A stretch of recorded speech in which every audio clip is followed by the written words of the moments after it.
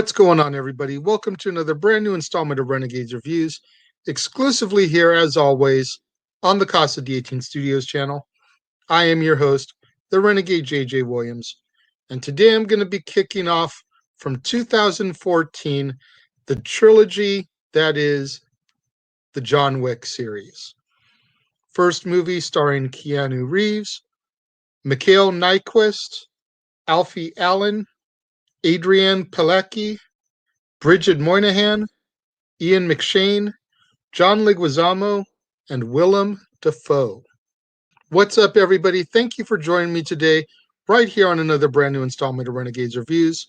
I appreciate you being here with me. I appreciate you sitting through the Ninja Turtles trilogy, and especially Teenage Mutant Ninja Turtles 3. I know that one is hard to get through sometimes. But today is a new day, the first chapter of a brand new trilogy, and quite honestly, a series of movies that I have never seen before. I've seen bits and pieces of a couple of the John Wicks. I don't really know which ones in the past. So this is my first time actually sitting down and from start to finish watching the movies. Before I get any deeper into the review, I want to give a quick shout out to my homie Jamel. He's the one that hooked me up with the John Wick Trilogy. Co-worker, friend of mine. We had a gift exchange last year. He just so happened to get me, and he gifted me the trilogy on DVD. So that's how I'm able to watch and review these for you guys. Once again, thank you to you, Jamel, for hooking me up with that. Let's get right into the film. Our film begins, and John Wick is a retired hitman. He's been out of the game for 5 years, ever since he married Helen. Met this woman, and she was just enough to make him want to give up the lifestyle and be legit. However, John has now lost his wife due to a terminal illness, and he needs to try to find his place in the world without her and without his job. The only two things that he's really known: being a professional hitman, the love of his wife.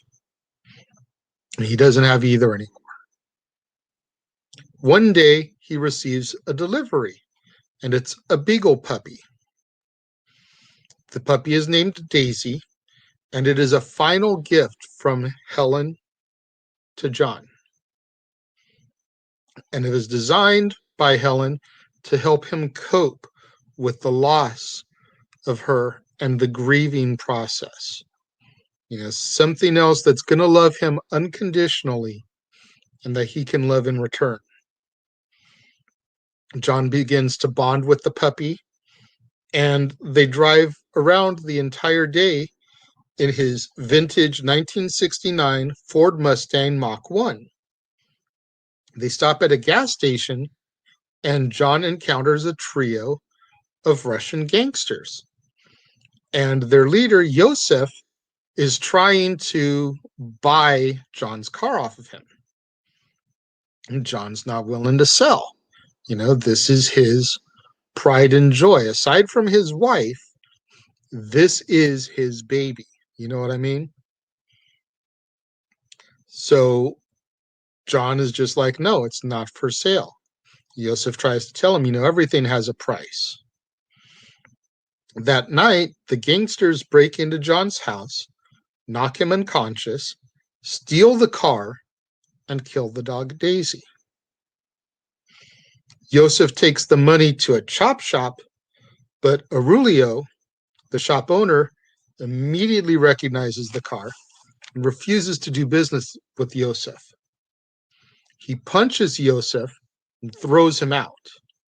And when John goes to see Aurelio to see if his car is there, he is told that the man who stole his car, Yosef, is the son of Vigo Tarasov, who's the head of a huge Russian crime syndicate in New York City.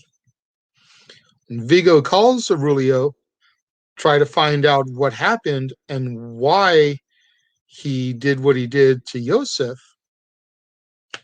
Aurelio lays it down to him. He tells him what Yosef did, and more importantly, who Yosef did it to. Vigo berates Yosef and then explains to Yosef who John Wick is. John Wick is a famed assassin, and Vigo used to employ John to carry out his business. John had the nickname Baba Yaga, which is like a demon, the boogeyman type of creature. And when John decided to retire and marry Helen, Vigo gave him an impossible task. He had to pull off a series of high-level assassinations in a very short time period. John was successful, and with his actions, it helped establish Vigo as the crime syndicate that he's known as today. So essentially, Vigo wouldn't be the man he is if John hadn't done this series of assassinations for him. And now Yosef is out there pissing off the man that helped him set up his business. Vigo warns Yosef about what's in store for him, what is going to come when John Wick comes for him. Because John Wick does not stop until he's done killing anybody and everybody that's connected with you. Vigo then tries to reach out to John and talk John out of the retribution that he's going to seek. But John doesn't even speak. He just hangs up on him. Vigo ends up sending a team of hitmen to John's house, but John kills them all. Then calls an underworld cleaning service in order to dispose of the bodies. Vigo, not surprised that John was able to take out the hitmen that he sent. So Vigo puts a $2 million bounty on John's head. Even though Vigo respects John, he still has to do right by his son. Vigo then goes and he personally offers the contract that he put out on John's head to Marcus. And Marcus is John's mentor. Marcus accepts the contract, and John goes to the Continental Hotel in New York. Now, the Continental Hotel caters exclusively to the criminal underworld and that whole mob scene. It allows no assassinations on its grounds. It's the only rule of the Continental. It's a safe place. I don't care if you have beef with this man. If both of you are on these grounds, it's a truce until you guys leave. And everybody understands the rule. Everybody accepts the rule. Vigo even offers to double the bounty for anyone willing to break the Continental's rule and kill John on the premises. Winston, who's the manager of the Continental, informs John that Yosef is at the Red Circle, a nightclub that Vigo owns. John enters the Red Circle and he takes out a slew of thugs on his way to Yosef. But Yosef is able to escape after Krill, who's one of Vigo's lieutenants, is able to temporarily incapacitate John. John retreats to the Continental Hotel to have his injuries treated, and Miss Perkins, who is an assassin and a former acquaintance of John's, sneaks into his room to try to kill him. Marcus alerts John, though, which allows him to get the drop on Perkins, who is forced to reveal the location of Vigo's front. John knocks Miss Perkins unconscious and leaves her with Harry. Harry is a fellow assassin, and he's charged to keep an eye on her so that she can await her punishment. Miss Perkins, being an assassin herself, is able to free herself and kill Harry. John ends up traveling to a church in Little Russia, and the church is what serves as Vigo's front. John destroys Vigo's cache of money and blackmail material.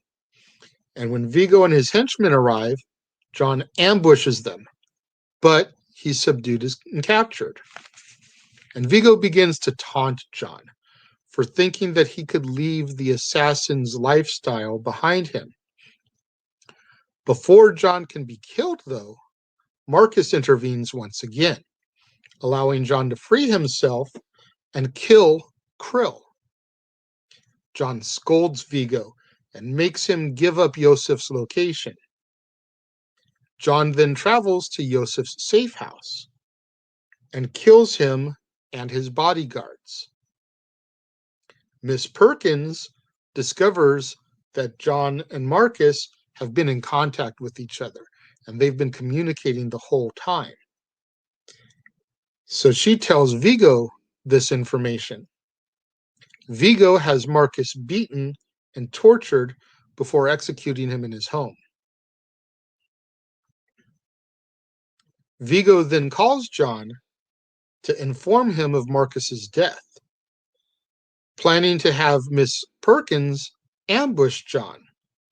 However, Perkins is summoned to a meeting with Winston, who orders her to be killed for killing Harry on Continental grounds. Again, big no-no. So you decided to break the Continental's rules and kill somebody, you are now going to be killed in return. Winston informs John that Vigo is planning to escape via a helicopter. So John decides to race to the New York harbor, where he kills Vigo's remaining henchmen. John and Vigo then engage in a fight on the deck. Vigo pulls a knife and he stabs John, and John is able to then disarm Vigo and kill him. John ends up breaking into an animal clinic in order to treat his wounds, and while he's there, he releases a pit bull puppy who is scheduled for euthanasia. John and the dog walk home along the same boardwalk where he had his final date with Helen as our film draws to a close.